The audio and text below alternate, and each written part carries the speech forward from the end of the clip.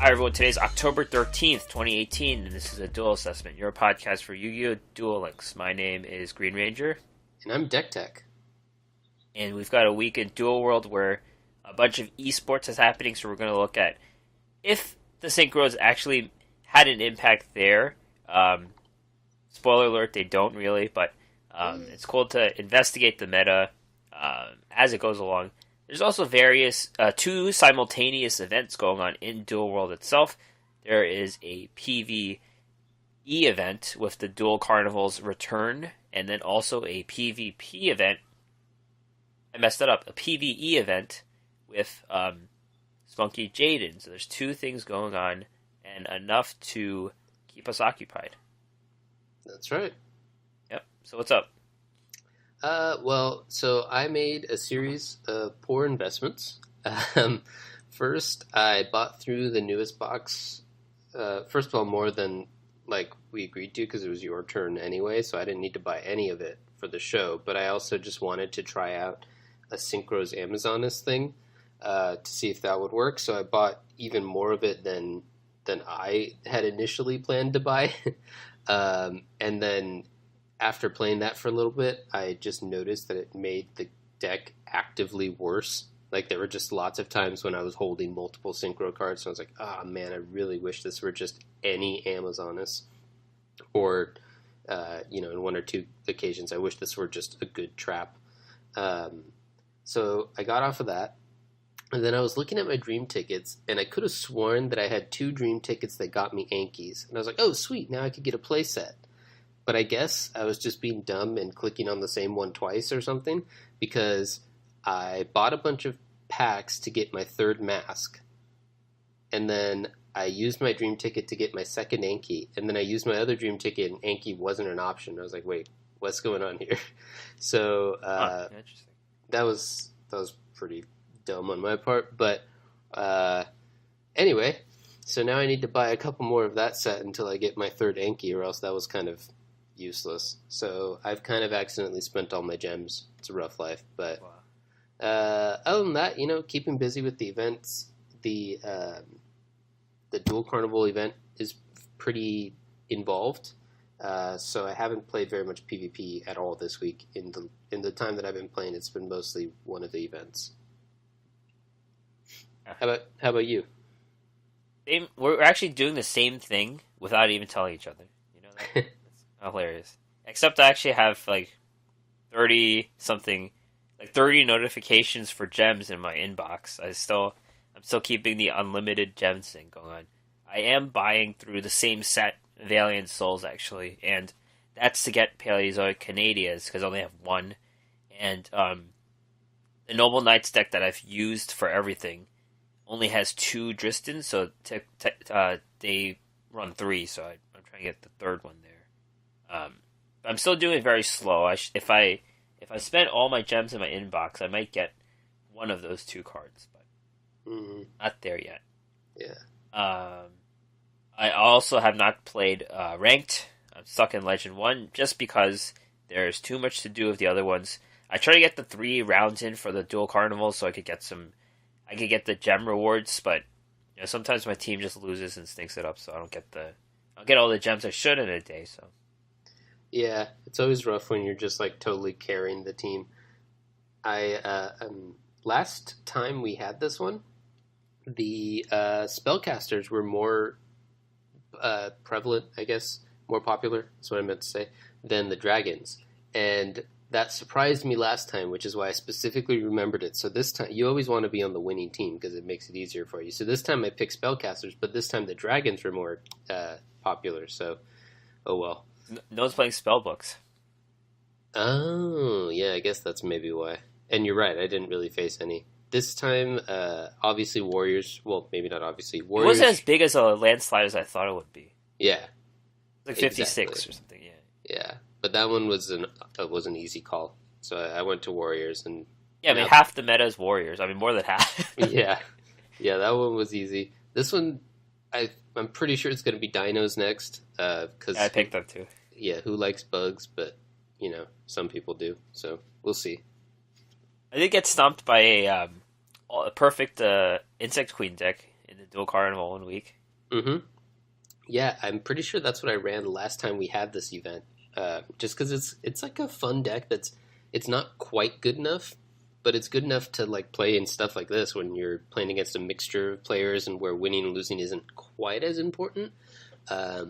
It's just a fun deck that I like to use when I have a chance. But grinding gems, going dinos.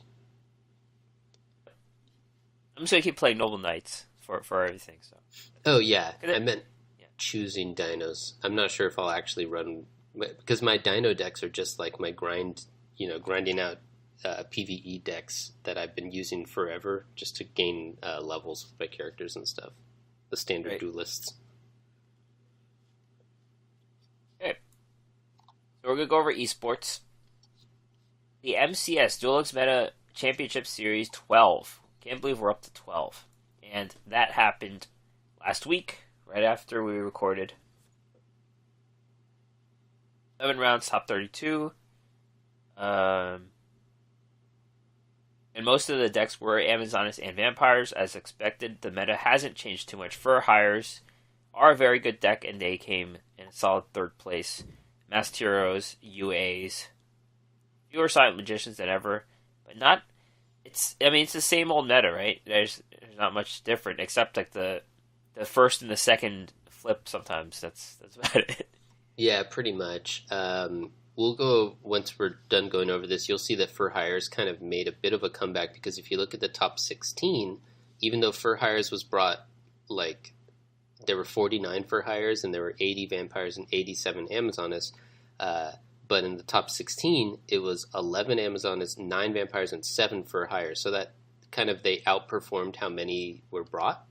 And as a result, it ended up becoming a little bit more popular in the next tournament we're going to look at. But even then, it's kind of adjustments, like you said, to those top few in terms of, who's going to get played a little bit more each week. But in terms of actually like major shifts in the meta, we haven't really seen it. In fact, even if you look at the decks that were barely brought, the small representation decks, they're not really even new decks either. So it's kind of funny that even the kind of off-meta decks aren't new.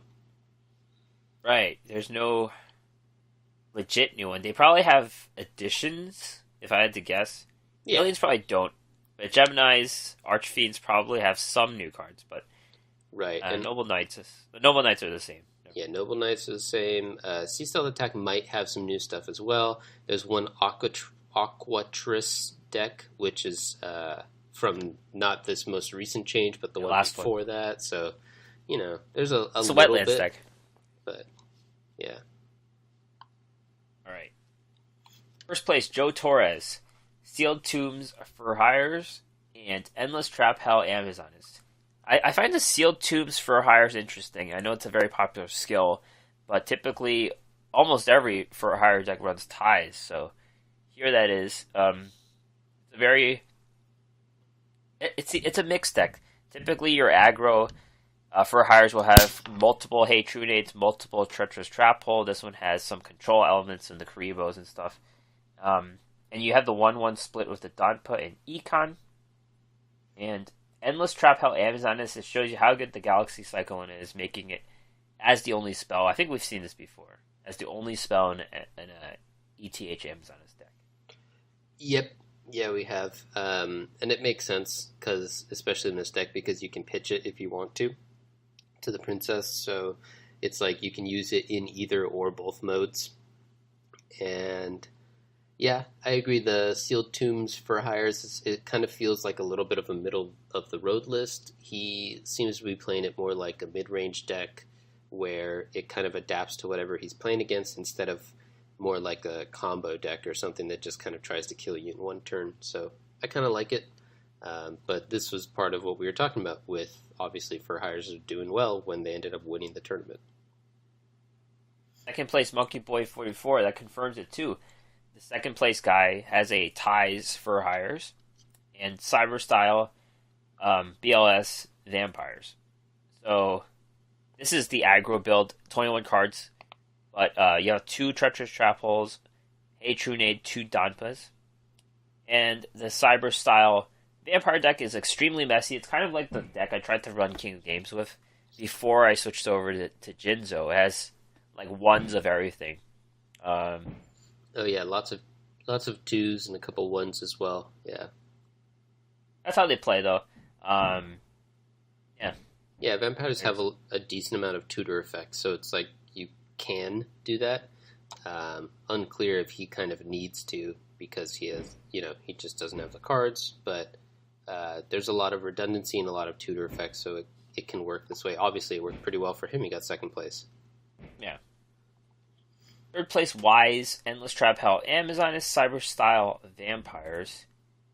Amazoness. These two decks are very unremarkable. I feel the Vampire deck especially is most boring. There's two Hey True Nades, but no special monsters, no very core list.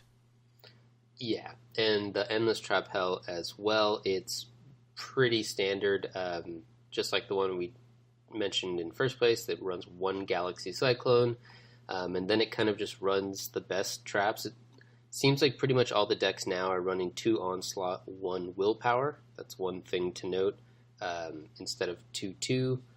And then other than that, he's got a lot of... He actually predicted the meta pretty well, I think, because he's got two Floodgate Trap Hole, two Paleozoic Canadia, and two Endless Trap Hole. Treacherous Trap Hole. Both of which, or all three of which, are pretty solid against for hires. So, Yeah. That was probably a bit of a good call. These top two, I mean, these two also both have the Sage too. I noticed.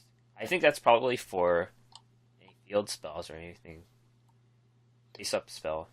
Yeah, I think Sage is making a little bit of a comeback, just because it's kind of an all-around utility card, and I mean, I guess vampires run a little bit of some back row stuff. UAs, definitely you want to get rid of the field if you can. So, I don't know. It kind of feels a little bit like there's just not something else you want to put there, to me anyway. Since we don't have the Baby Tiger anymore, I think I put Sage back in mine. It's either Sage or the Paladin, or I forget the other one, but the Brawler. buff. Is that the buff one?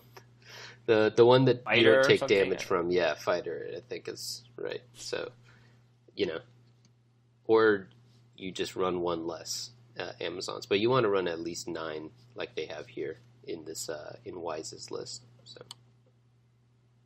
And fourth place, Simon, Complete Madman. There is Bandit, Vampires, and this one has the Regulation of Tribe, which is a card we both like a lot, but have never really successfully used.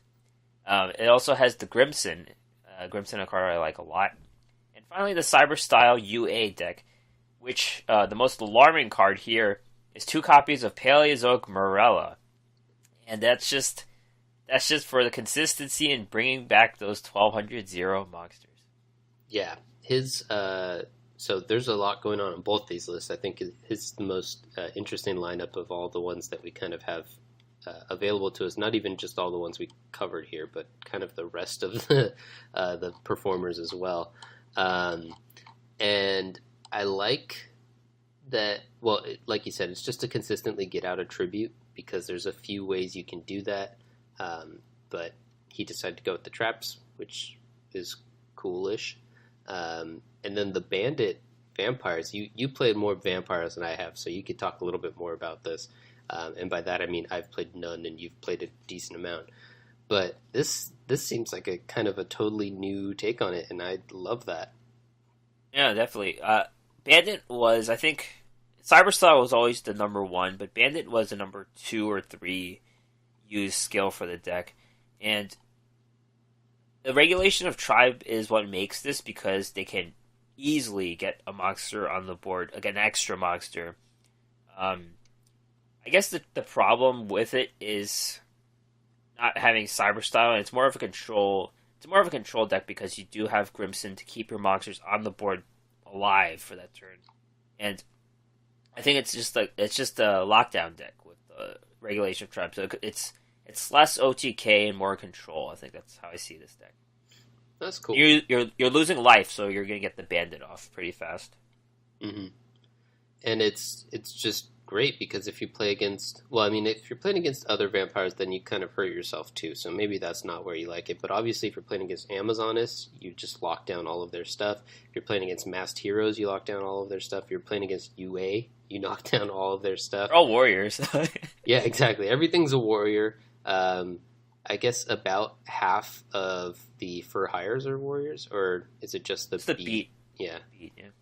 The rest are beast warriors, so that one's a little tricky. Oh, and a couple beasts, and okay, so They're kind a of whole mix. Yeah, they're all over the Spellcaster, place. yeah. Yeah, they don't work as well. So, I guess mostly just for the warriors, which maybe we start running the just straight up anti warrior cards. Kinetic Soldier, Warrior, Elimination. Bring Exactly. those back. Yeah. All right. So let's talk about one more deck. Oh, you got one? K's Sealed Tombs Jinzo Vampire. This one, Sealed Tombs Jinzo Vampire, as I mentioned, I got King of Games with Jinzo Vampires. This one runs Psychic Shockwave, which special summons Jinzo from the deck when your opponent activates a trap card. So you disable that trap, and you get Jinzo right from the board. I'm right from the deck. Hey, get him. I'm still not where you are, but that's Hey. awesome. Hey. Yep. Oh, I found Alright. it. I'm dumb. I was looking for hey, not K. Oops. Okay. You see a card on the bottom? Yeah, that's fun times right there. You just get by the Cyber Style. You don't have to tribute the Jinzo. You just get them out for free. That's it. Yeah, that's true. And pretty much every deck, every deck does run a trap because even if you don't run any traps, you run the treacherous trap hole. So every deck runs traps. So that's funny. I wonder how often though you can count on getting the Shockwave before the Jinzo. Yeah, that's the problem. Yeah, and it's only from your deck, so you can't get it from your hand, which is a little bit of a bummer because that's what you would want to do if it to protect against that. But anyway, that's a cool effect. I like it. Good call. Let's talk about the next smaller event, Duel Meta Weekly 41. First place, Grucius. Ties for Hires, Parasite, Amazonis. Not much to say about these decks. Yeah, actually, before we dive in too much, I just want to note that the breakdowns, you can see that for Hires' good performance in the last tournament kind of made them more popular here, like I was talking about. Overall, it looks like about 31 Amazonis and about 28 vampires and 25 for hire. So now they're very clearly the third most popular list, stepping kind of a step closer to the first two. And then it did better in the top 16, where it's the second most popular deck in the top 16. 14 people brought it in the top 16, so that's pretty awesome. A full 16 of the 16 brought Amazonis, though, so Amazonis is still pretty firmly on top.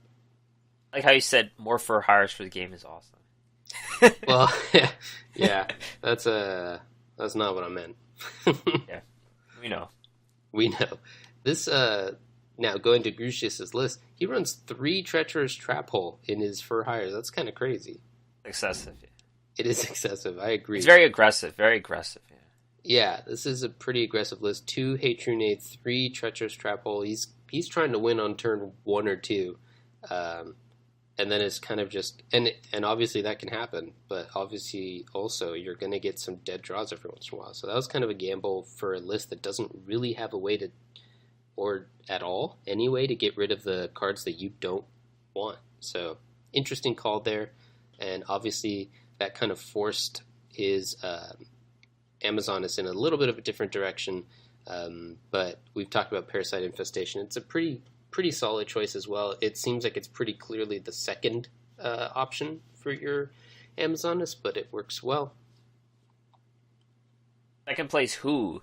This is the first time we're seeing Allured by Darkness, so it's Allured by Darkness Masked Heroes.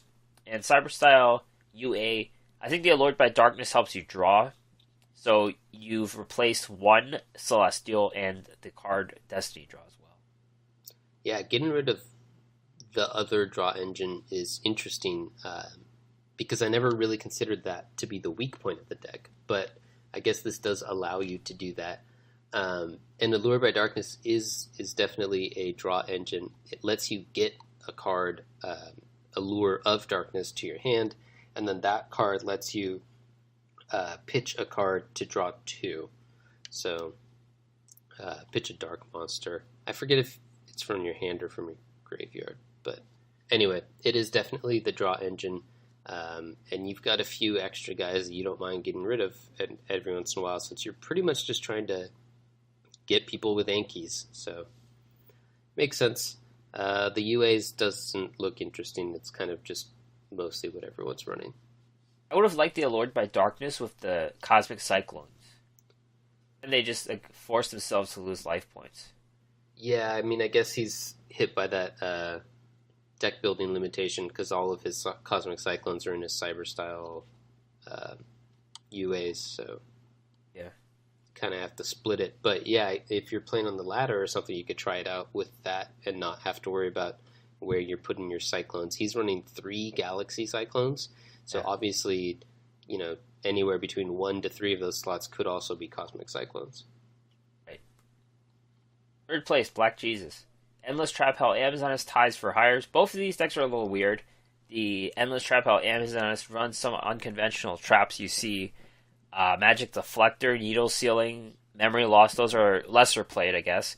And the For Hire deck has the card Flash of the Forbidden Spell. A card I was very excited for, but didn't see any play, and here it is. So, yeah, I really like Flash of the Forbidden Spell in this meta anyway, because you're very frequently going to face an opponent who's filled up their whole board. And obviously the same idea is going over there with the Needle Sealing. Except Needle Sealing is safer because you don't have to survive for the turn, whereas Flash of the Forbidden Spell is more of a blowout card, because if they fill up their whole side, then and you do survive, then you kind of just win. And anyway, I agree these are both kind of interesting looking lists and some kind of good choices here. He also runs Super Rush Headlong in his Endless Trap Amazonas, which is another solid card. I wonder how the timing works with the UA, penalty box or something? yeah. I feel like it burned me for Amazoness back then. I don't know if it works the same way as Amazoness Onslaught, but back then I would activate it and then I'd get burned because they would use the Onslaught banish after my Super Rush. Yeah, I'm bad with the minute rules of the game, so I don't know how those timing things work. I'm glad the game can handle it for me and just tell me if I'm dumb and if I ruined my game versus if I'm smart and I won. And Skill Shot, third place, Switcheroo. Masked Heroes, nothing exciting there, but there's a very exciting list here. It's a Cyber style Synchro Vampire deck. Yes. And we did it. We got a Synchro. I feel like we saw one last time, too, in a third place slot. Yeah. It runs a Full Helm Knight. Full Helm Knight is the tuners. There's 2 of those. You cut some of the vampires, so there's the Gozuki's gone. What else is gone? See everything else. There's 2 Desires, though, which is interesting. Yeah, I mean, if you look at other lists, he's got 4 of the familiar retainers, which seems like, I guess that's kind of what everyone's mostly doing these days. 2 each, yeah. Yeah, but we've before we saw people running more. He's got 1 Sphere Karibo. We saw a couple people with 2. He's only got 1 Cosmic Cyclone. Which is a 24-card deck, though. Yeah, that too. Which is weird because he's got 2 Desire and 2 Kingdom, which we haven't... Actually run 1 Desire. Right. 2 Kingdoms, yeah. Okay. So, anyway. And then this seems to be mostly what people are doing with their actual synchros. They have the Stardust Dragon is kind of the best one, so you top out at that. You run the 1 Gigantic Castle just in case. It's all play. Yeah. I have it in my Amazoness deck, and it's terrible, but, there. The Gravity Warrior, I think, is one of the better ones. You see him a lot. If you have Urquises, he makes sense. In Amazoness, the version I was running, the 5 Wayne, star right? guy, the cowboy one. X-Saber Wayne. Yeah, X-Saber Wayne. yes, Wayne. He's good in the Amazonas one because I was running the trap that gives you a 2-star, and then Princess is a 3-star, so you can get out the 5, and then his ability also affects because you can get out a warrior based on it. So in theory, that worked out well. It didn't actually work out, but so my list looked a little different in terms of what I was synchro summoning. But this is pretty much what you want these days because these are kind of just the best out of some not so great options. Let's say synchros never make it. It would be cool if we get more releases down the line. There would be like a synchro only tournament. You have to have some X number of tuners in your deck or whatever, and it would be cool to see that. Yeah, I mean, I'm sure at some point synchros will make it. They're just going to keep adding stuff slowly but surely until finally at some point people are like, hey, these are actually good. But, for now. They probably have to ban a bunch of cards before that. Yeah, maybe. We could do the tournament now. I mean, not we, but someone could. Yeah. There just needs to be more variety. Yeah, I guess you're right. Yeah. Right now it wouldn't be a fun tournament because everyone would just be doing the same thing. So, yeah. Okay, I gotcha. I see what you're doing. It's still early. I'm sorry. Right. We have big news here. There's a new thing called the Gate Reward Multiplier. Just like you could auto-duel 3 standard duelists at a time, you can fight a Gate duelist, legendary duelist, for 3 times the rewards. And that basically ends the need to farm with a specific deck to get 8 rewards. The cap's still at 8 treasure chests, so it doesn't make it efficient, but you could basically play some random beatdown deck and get high rewards. Right. It makes it a lot more time efficient, right? Because if you're playing just a good deck, then you can win in a couple turns instead of having to play out the entire game and draw all of your cards and then set up the whole thing. And also, of course, for certain characters where you don't exactly know what the farm decks are, you don't have to go in and, research it before you can go in and build a deck that maybe you don't have all the cards for or something. And so that's really cool. You still can't auto-duel the legendary duelists at the gate anyway, so it's kind of the better option. They're trying to keep you from abusing it, I guess. They want to make sure that the cards are actually a little bit gated and a little bit hard to get to, and so they're kind of slowly making this change. But I do think this is a good step. I have infinite gate keys. I just have too many, and they haven't made a ton of cards that are worth farming from legendary duelists since I think GX came to us, right? When we wanted all of the Cyber Angel cards. Right. But that's pretty much the last time that we cared, I think. Yeah. These 5Ds cards I'll just get whenever. Yeah, exactly. So I've just been building up, I haven't really used gate keys since GX first launched.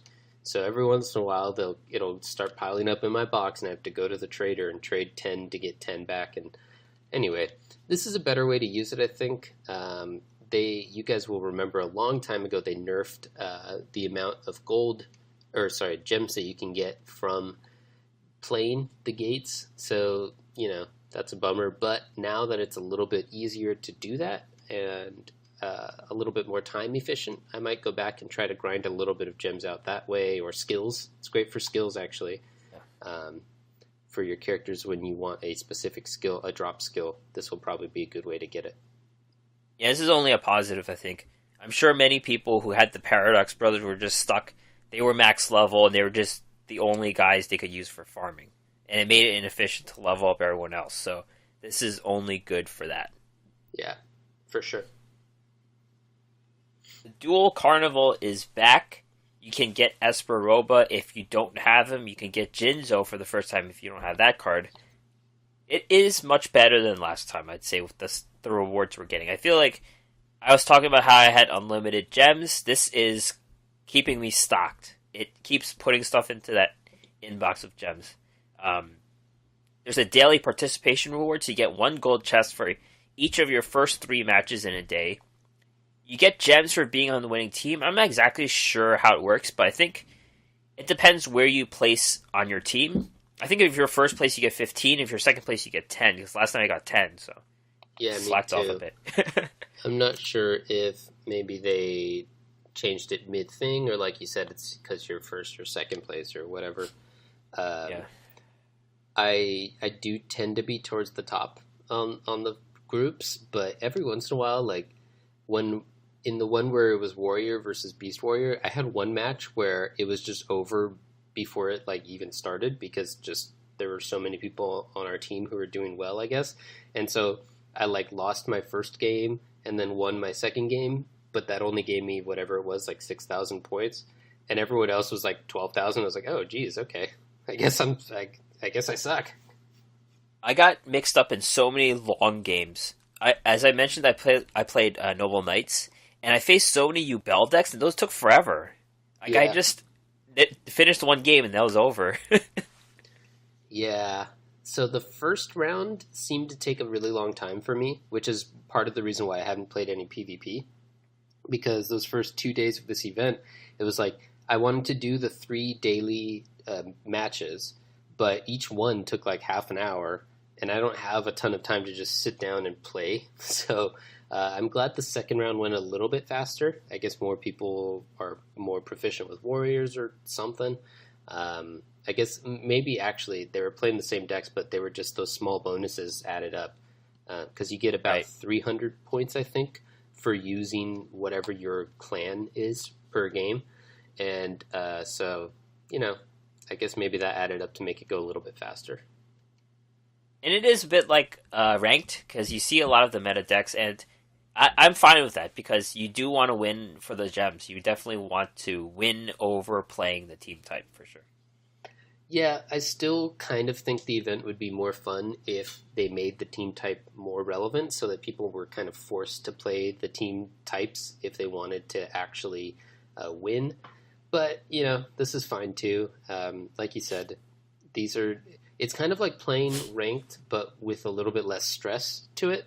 And you don't get tilted if you get a bad beat and just, you know, lose to something stupid because you're just like, okay, whatever. This game doesn't. I'll go to the next one and I'll grind gems in the next round or something. So I do like that, and also mostly the competition's a little bit easier just Yep. because we're at the level of play where we're playing at the obviously not like the highest echelon or anything. We're not pros, but we are playing probably above average. And then if you go into this event, it kind of pairs you. I'm seeing a lot of gold Randomly. and yeah, a lot of random stuff. And since we're above average, that means we're kind of getting a couple easier wins, which is nice every once in a while. You'd get bored of it if it went on for too long, but it's nice to get a little bit of a break and get some free gems and stuff.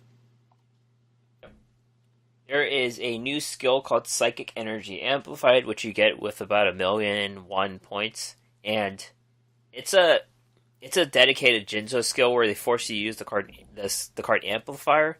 But as we mentioned before, Amplifier is a handicap on Jinzo because you destroy Amplifier, Jinzo's gone. So Jinzo is seeing play in the Vampires deck or some as a throw on for some deck, but Amplifier is not a card you would want to play, and hence the skill is not very useful.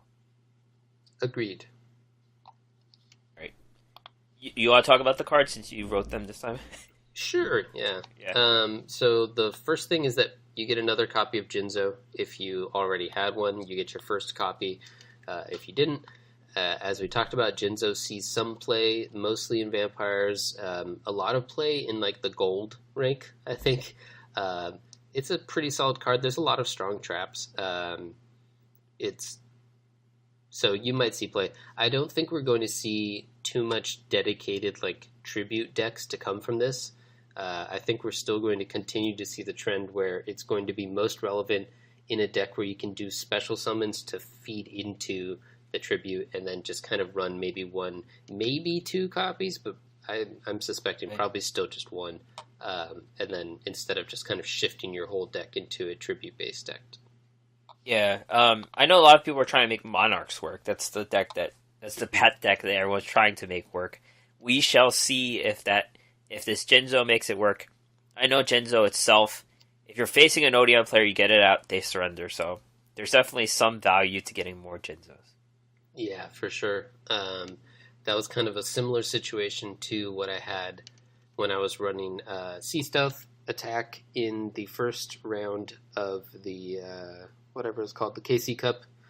Um, if you're running against an Endless Trap held player, they often just have no answer because their entire deck is traps and smaller monsters. So I guess their one answer is if they can get the queen out and just do an Right. even trade with you. So, and it's not a trade because the queen protects herself. But anyway, next, Psychic Ace. It's a UR dark level 2 Psychic, and it reads, 1000 tag 0 defense. If this card in the monster zone is tributed, you can target one card in the field and destroy it.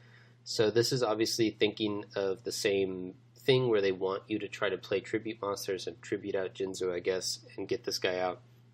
There's a little bit of special summoning with Psychic, so maybe you can cheat him out and then do your tribute like the next turn or something. So there's a bit of setup there. You can also use something like double summon rivals to try to do it all on the same turn. But if you're doing one of those setup things, then you're kind of negating the upside in that you're spending an extra card to destroy one of their cards. So it seems like it's less powerful, and it's probably just not worth all of that setup. It has terrible stats on its own, so you're not going to be able to just play it. Or even if you do, and you have to protect it some other way, then you are equally kind of negating that upside because you're just in the same way as you spent a card to get it off in one turn, you spent a card to protect it, and so I don't think this card's worth it. Yep. Alright. Goblin Marauding Squad. Earth, 4-star. Beast Warrior. 1900 attack is 0 defense, similar to the other goblins. The effect is when this card declares an attack, your opponent cannot activate cards or effects. If this card attacks, it is changed to defense position at the end of the battle phase, and its battle position cannot be changed until the end phase of your next turn. So this guy's pretty much just a one-shot. Protects from, cards and effects when it does, so that's cool. It can make it connect, but this is just too weak for competitive play. Obviously, this is good if you're a newer player and have a limited collection, and maybe you want to run this in kind of the lower ranks because, having a 1900 attacker is solid, but we have a lot of 1900 attackers now, so even then, I'm not sure. Yeah. Does Beast Rising work for Beast Warriors? I forget. It doesn't, right? I also don't know. Yeah, I was thinking of something where you just tribute this, but I think it's just for Beasts. Let's see. It's not called, the card's not called Beast Warrior Rising after all.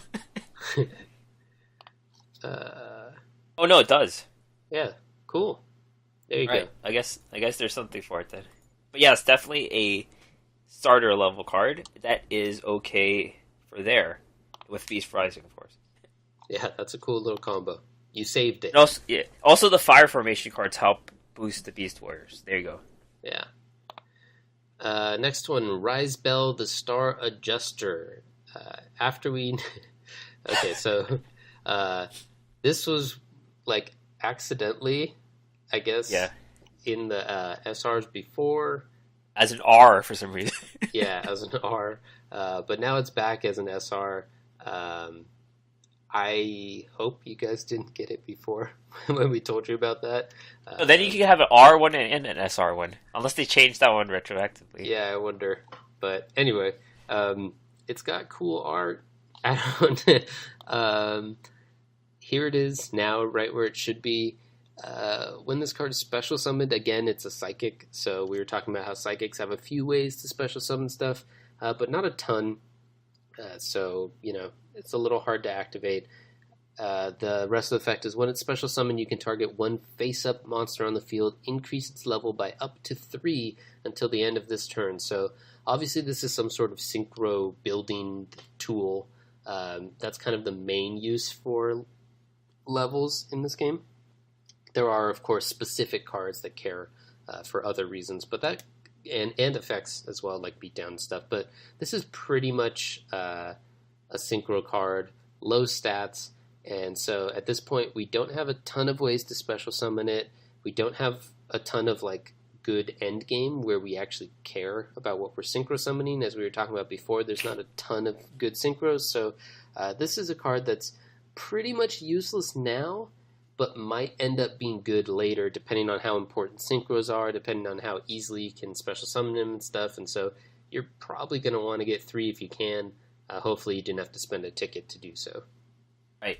Yeah, basically something like you have your tuner face down, you flip it, you get this guy on, and then if your tuner is level 2, you get a level 8 synchro, basically. Mm-hmm. Right. So, yeah. Which is, the good one we have now. So if that's your base point and you end up getting better ones from there, then that's good stuff. All right, the last new card anyway, there's a lot of old cards that you can get here as well, is Goblin of Greed, which, is it a drop? Yeah, okay, it's a drop and a cumulative reward. 4-star Earth Fiend, 1,000 attack, 1,800 defense. So another low-statted monster. With this one's effect is, as long as this card remains face-up on your side of the field, neither player can activate an effect by discarding from his or her hand. So this is like low stats with an incredibly specific effect that they can play around by just killing this guy, like if they need to. So this is like so bad. He just shows up on a lot of card art. Yes, yeah, that's true. It's interesting how Yu-Gi-Oh cards have like their own little art-based story. Like it doesn't affect the gameplay at all, and they don't have like flavor text to tell that story, but the art kind of does. At some point, maybe, if we have just a really dominant deck that requires you to discard from your hand, then this guy might see play in formats where you're allowed to have a sideboard. But the meta would have to just be completely busted for this to even be worth considering in a main deck, and even in sideboard formats, it seems like a stretch. End card, so we expect it to be the worst of the bunch, I guess. Yep, yeah, that's true. It's fair. So, pretty much the last thing we're going to talk about, the last main thing we're going to talk about is Spunky Jaden. You know what? I actually tried naming my farm deck Spunk, and they censored it. So, they are aware something is going on with language. Yep, well, there you go. And I've noticed that Spunky Jaden is trying to play a fun deck and trying to tweak his deck like some of us are, and losing all the time. So that's kind of callback, an unintentional callback to those people. Yeah, he's living our life. Alright, let's go over these cards. I'll read the cards. This card's ridiculous. It's called Elemental Hero Electrum, 10-star Warrior Fusion. You have to fuse Avian, Burstinatrix, Clayman, and Bubbleman. So four fusion materials, 2,900, 2,600. Must be fusion summoned. Cannot be special summoned other ways. While face up, it's wind, water, fire, and earth. This card's fusion summons shuffle all banished monsters into the decks. This card gains 300 attack for each monster your opponent controls that shares an attribute with this card. It's kind of like Elemental Mistress Doriado. It becomes like all the attributes, but yeah, our favorite card. Definitely not worth running because it costs 4 of your weaker elemental heroes to do. Yeah, I mean, it's an incredibly high setup cost in that it requires you 4 guys and whatever fusion trigger you're using. And the 4 guys aren't even guys you want to play. So this guy, the payoff would have to be immense for it to be worth it, and it's just not. This card, even when you get it out, you're kind of just like, okay, you kind of just got a beefy guy. I guess the banish return to your deck could in some cases matter, but not in any deck that exists now, so it's kind of just useless. It's like every other elemental hero. Yeah, the epitome of all of them. Yeah. This art is also not so great, but it's like a what's it called? What are those awards they win for the movies? Which one is it? The Oscar? The Razzie? Oh. Looks like the gold dude. Oh, yes, yeah, okay, yeah. That does look like Oscar, kind of. like a really ripped Oscar. Wrath of Neos, normal spell. Select one face-up elemental hero Neos you control. Return to the deck and destroy all cards on the field. This card's not bad. I think there are ways to cheat out just the normal. And Neos, if you forget, is a normal with 2,500. I think it's 7 stars. So there are ways to cheat it out for free, and then you just do this. It's kind of like the Black Rose Dragon, I guess, type of card. Yeah. I think there's maybe, like it sounds familiar to me in my head, that certain cards can count as a Neos elemental hero. Oh, right. There's like a 1900. Yeah. I don't remember what it is. It's a Gemini monster, I think. So if that's a thing, if I'm remembering correctly and that's a thing, then maybe that's how you make this work. If you actually have to get out the Neos, I don't think that this is worth... Basically, this is a very powerful effect, but it's not a quick play, and it requires you to run Elemental Hero Neos, and it's not good enough to make it worth it to run Elemental Hero Neos, I think. But if there's ways, like a good way to cheat it out, like we said, or there's just that card that can pretend to be Neos for purposes of this card, then... and that card's easier, if that's like a 4-star or something, then this could see some play, but this doesn't like compel me to build a deck around it, even though it is solid. If you are interested, just definitely look up every card that has normal support. Like a Birthright or something that just ancient rules, things like that, and just try to make it work. Yeah, there you go. Reverse Neos, quick play. Activate only when a face-up Neos fusion monster you control is destroyed. Special summon one elemental hero Neos from your deck in attack mode. It gains 1,000 attack and is destroyed during the end phase of this turn. So this kind of has a synergy with the previous card, but the card has to be destroyed.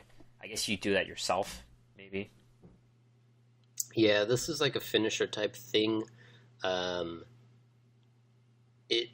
I guess for me, it seems like the ideal situation would be you happen to run a Neos fusion monster into another monster with the exact same attack, and they kill each other, and then you can activate this. Maybe? I don't know. It's like super limited, and again, it has that same weakness that it makes you run the Neos fusions, which you don't want to do, and Neos himself, which it's not enough to make you want to do it on its own, and then you don't want to do it aside from that, so I don't think it's that great. Hero Counterattack, trap card. When an elemental hero monster you control is destroyed by battle, your opponent chooses and reveals one random card from your hand. If it's an elemental hero, you can destroy one monster your opponent controls and special summon that monster. This is not really a competitive card, but it's very interesting and cool. I can see that. Yeah, for sure. It's a fun effect. The reason why it's not competitive is that it's just super situational. You need to have your elemental hero monster out. It needs to be destroyed by battle, not by an effect or anything, or banished or whatever. And then you need to have this set. You need to have probably just one card in your... Well, you only want to have... Guarantee it. Yeah, it's like they need to hit your elemental hero monster. And so it's just... There's lots of requirements here.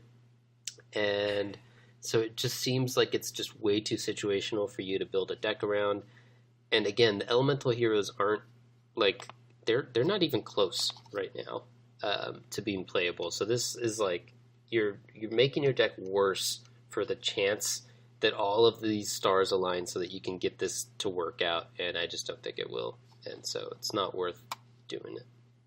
When they do pick that card, bam, that's it. Exactly, yeah. The one out of, 30 games where it actually happens, then you got them. Celebrating. Cocoon Party. Spell. Normal spell. Special summon one Chrysalis monster from your deck for each Neospatian monster with a different name in your graveyard. So I guess the potential for this is just to get 3 or 2 guys out. They're not very good. They're really cute, though. They all all those cards require a Neo space, right? There's some kind of thing where you tribute these chrysalises.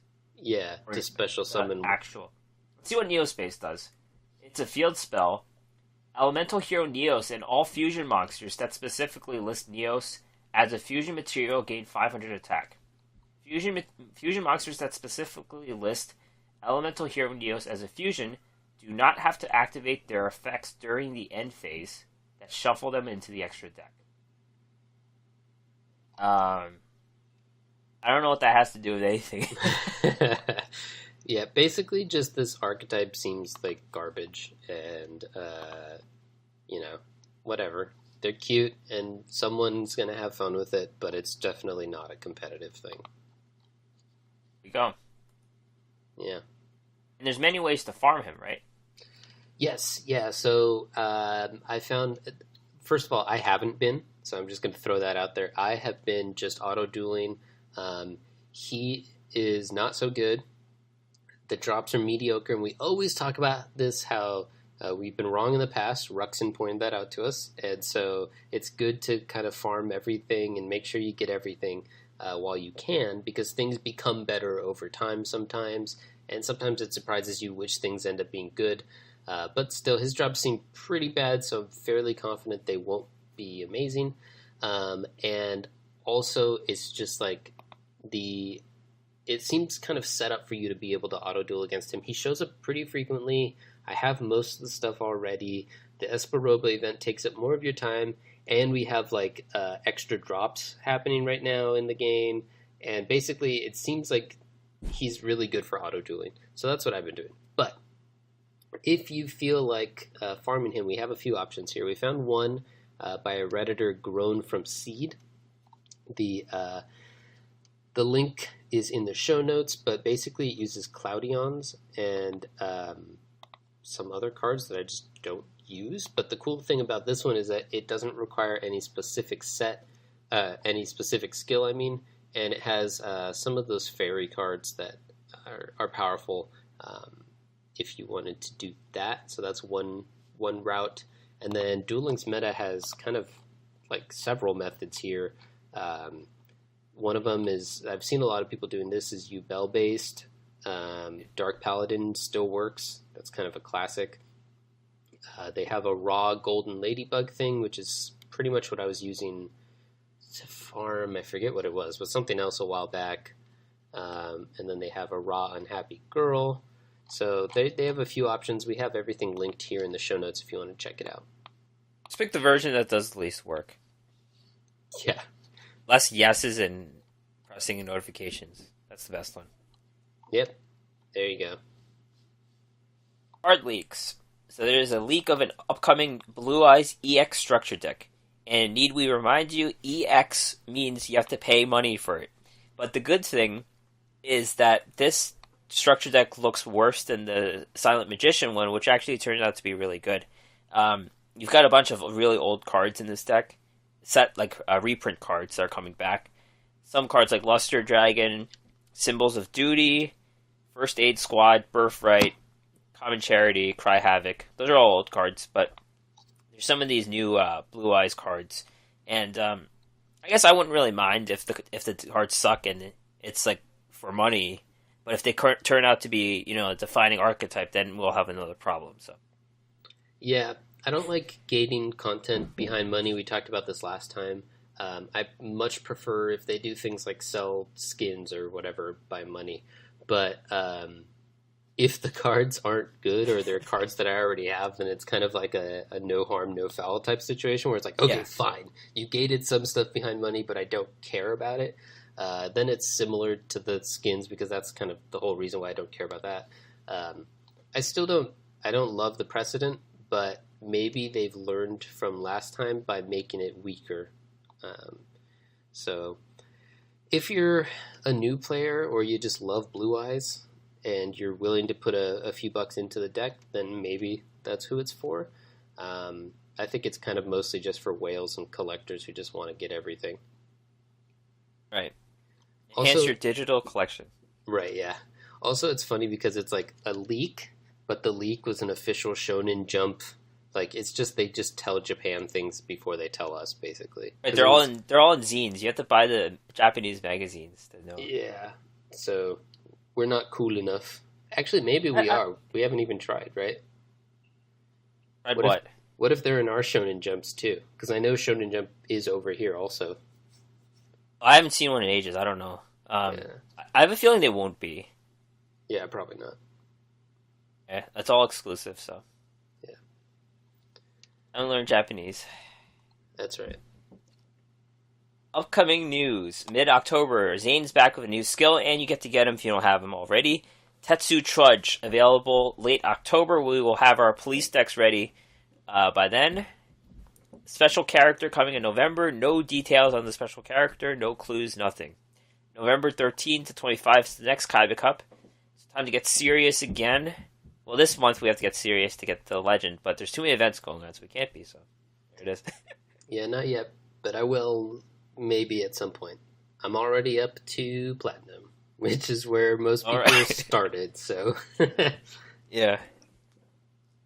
Okay, so that is it for us today. Thank you very much for listening and all the comments online.